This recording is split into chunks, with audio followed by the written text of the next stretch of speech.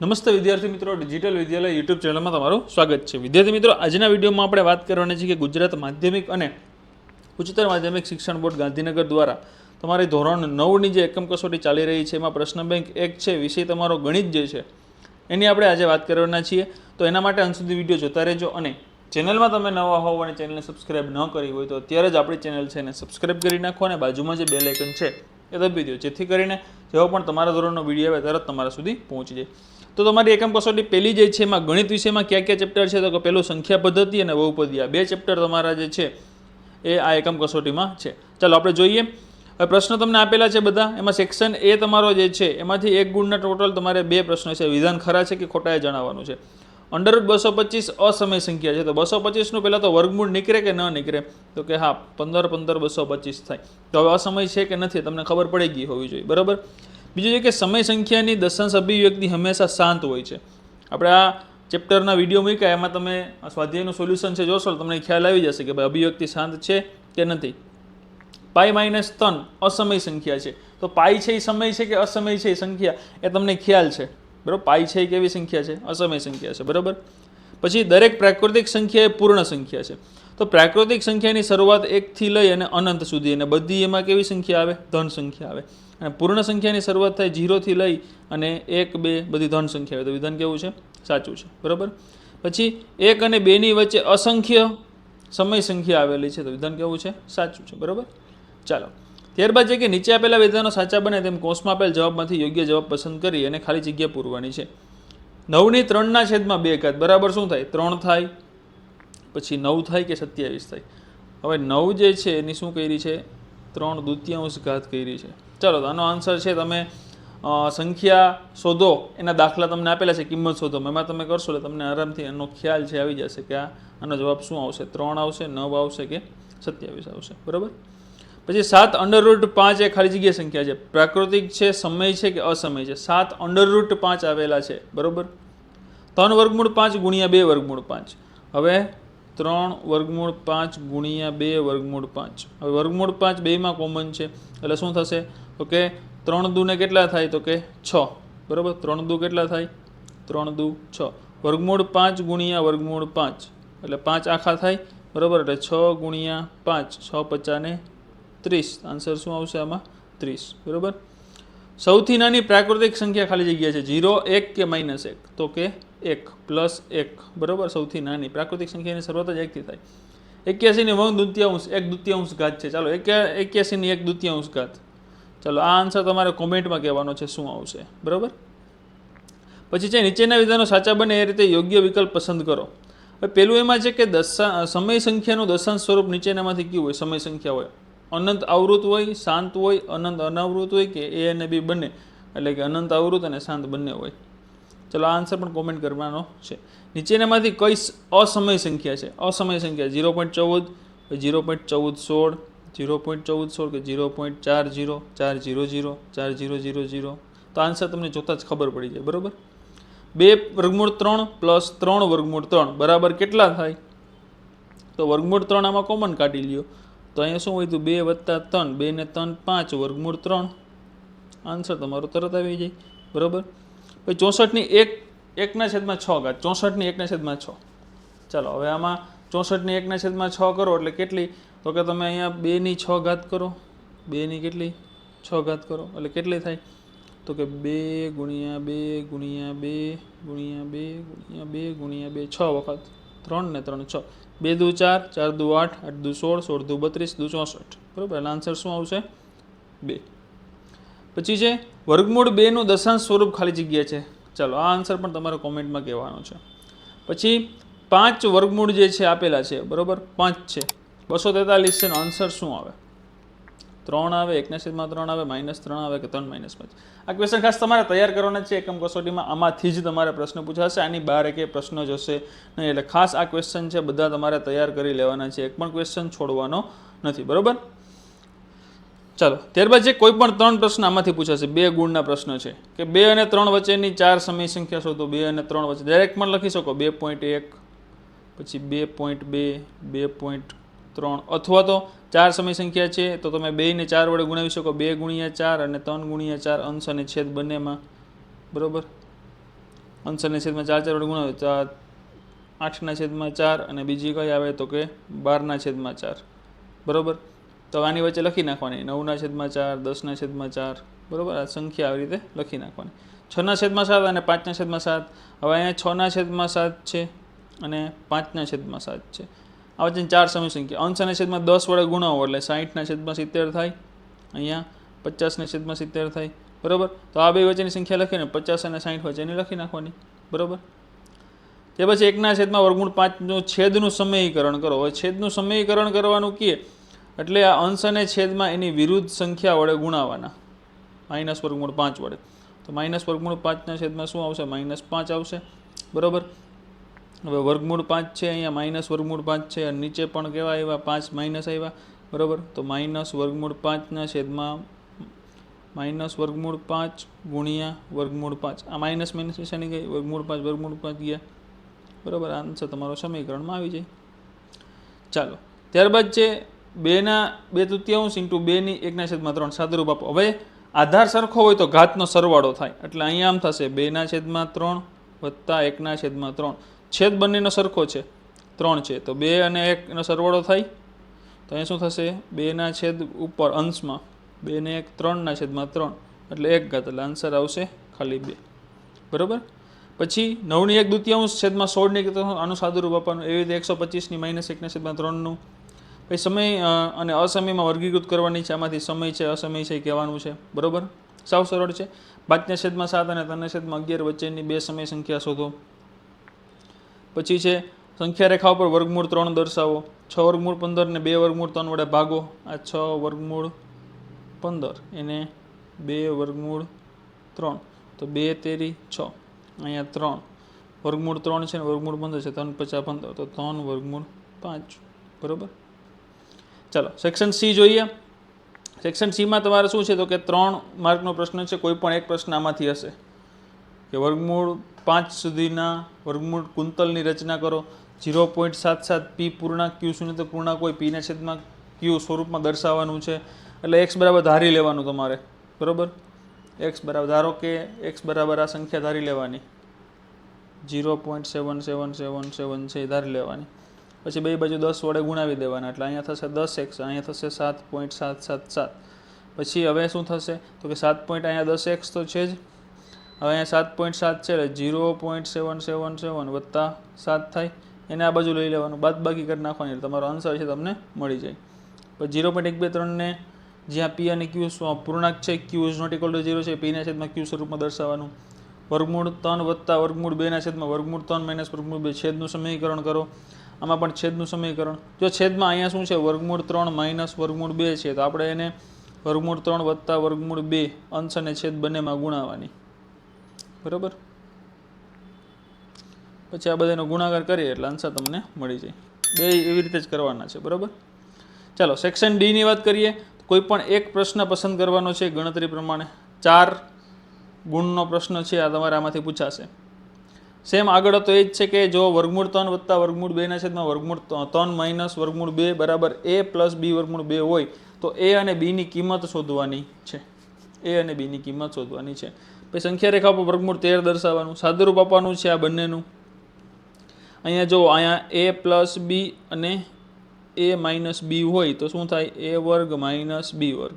a એટલે 3 3નો વર્ગ 9 minus b એટલે 7 વર્ગમૂળ 7નું વર્ગમૂળ 7 9 માંથી 7 જાય તો શું આવે 2. આ એક આન્સર થઈ ગયો.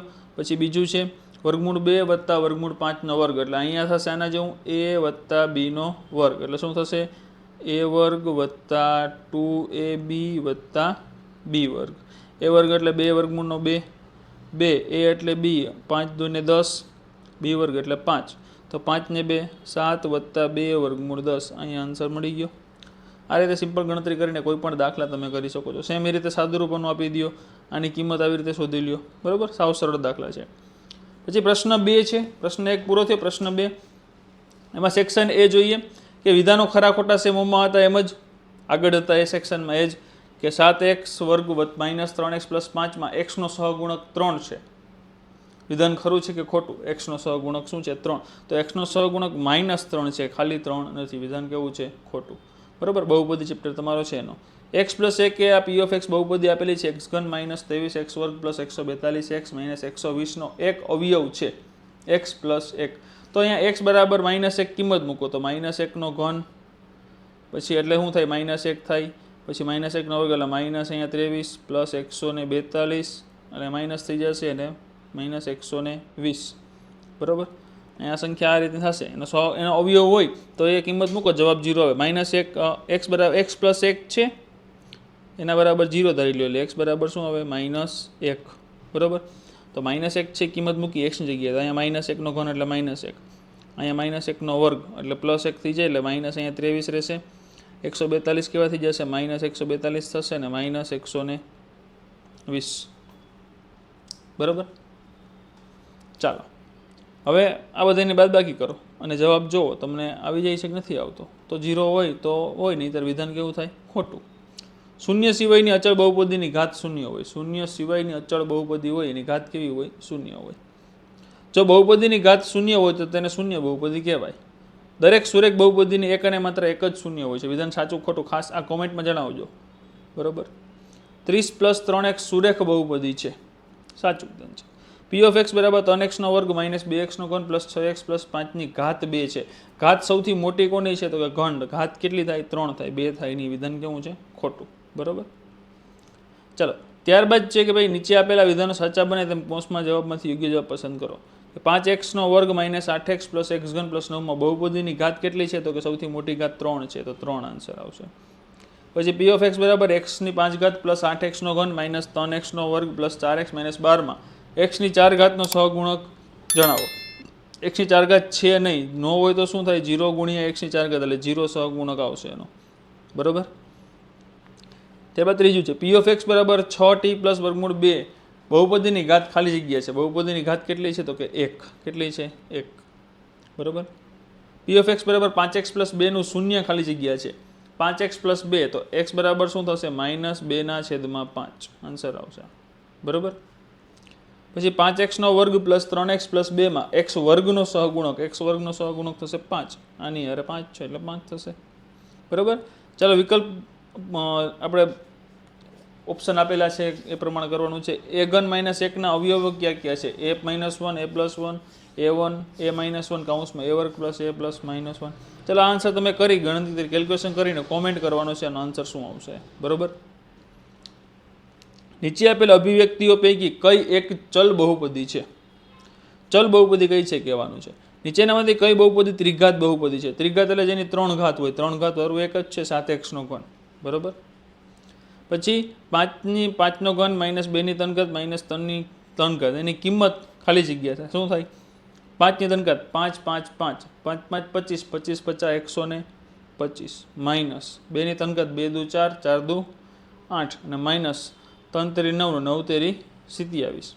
બાદબાકી કરીએ 125 8 અને 27 27 ને 3 30 ને 5 35 એટલે 125 - 35 100 100 25 જાય એટલે 100 ને 100 માંથી 10 જાય તો 90 આન્સર આવશે એ. બરાબર, ચાલો પી ઓફ એક્સ બરાબર x નો ઘન - 2x નો વર્ગ + 7x - 6 નું એક શૂન્ય ખાલી જગ્યા છે. શૂન્ય એટલે એની કિંમત મૂકો અને 0 આવી જાય આન્સર. તો પહેલા 0 મૂકો તો 6 વધે, તો 0 આવે નહીં. 1 મૂકો, ચાલો 1 મૂકો એટલે અહીંયા 1 થયું, અહીંયા -2, અહીંયા +7 અને -6 -6 7 અને 1 કેટલા થાય? 8 -2 અને -6 એટલે -8 8 અને 8 0 એટલે આન્સર આવશે 1. બરાબર, a બરાબર b બરાબર c તો a ઘન + b ઘન + c ઘન -3abc બરાબર શું આવે? આન્સર આપવાનો છે. આપેલ બહુપદીનો પ્રકાર નક્કી કરો. 5 + x સુરેખ છે, દ્વિઘાત છે, ત્રિઘાત? બહુપદી જોતા ખબર પડી જાય એટલે આ આન્સર તમારે કોમેન્ટમાં કહેવાનો છે. બરાબર, ચલો એમાં સેક્શન બી માં દાખલા આપેલા છે કે x વર્ગ - x + 1 માટે p ઓફ 1 અને p ઓફ 2. p ઓફ 1 એટલે x બરાબર પહેલા 1 મૂકીને જવાબ શોધવાનો, બીજી વખત x બરાબર 2 મૂકીને શોધવાનો. એટલે 1 મૂકો એટલે 1 - 1 એટલે અહીંયા 0 0 + 1 થઈ જાય એટલે અહીંયા 1 આવશે. 2 મૂકો તો 2 મૂકશો એટલે 2 નો વર્ગ 4 4 - 2 એટલે 2 2 ને 1 3 આન્સર 2 ને અહીંયા મળી ગયા. બરાબર, તમારે ગણતરી કરવાની, તમને અહીંયા ખાલી જવાબ માટે કહી દીધું છે એમને. અવયવ પાડવાના છે x વર્ગ + 9x + 18 ના. બીજા અવયવ છે 27 2x નો વર્ગ - 7x - 15. બરાબર, પહેલા પદ અને ત્રીજા પદનો સરવાળો ગુણાકાર કરવાનો, પછી એને બરાબર વચ્ચેનું પદ આવી જવું જોઈએ, એ રીતે પદ શોધવાનું, બરાબર. એટલે આ તમને મળી જાય.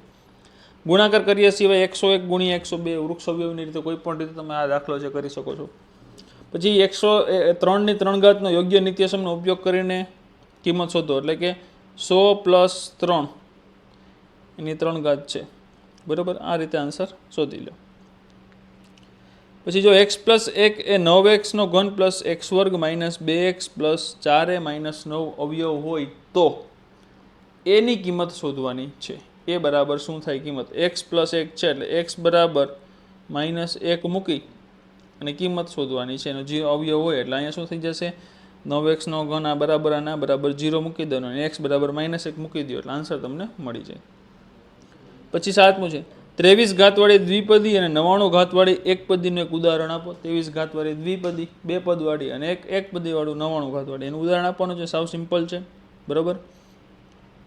જો x + 2 એ p(x) બરાબર x³ - 2kx² + 16 નો અવયવ હોય તો k ની કિંમત શોધવાની છે.